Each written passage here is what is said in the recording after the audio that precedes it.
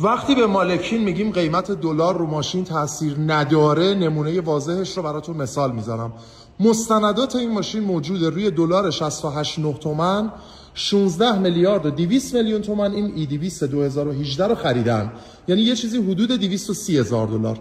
امروز که با دلار 90 خورده ای میخوان ماشینشون رو بفروشن، فرمودن 15 میلیارد و 990 میلیون تومن. اطلاعاتش رو میذارم حالا براتون، رادار و برمستر رو کارکرد 35 تا ای200 2018. امروز میخواد پولش رو بگیره، شده 170 هزار دلار. پس قیمت دلار در قیمت ماشین تأثیری دیگه نمیذاره. خودرو کالای مصرفیه.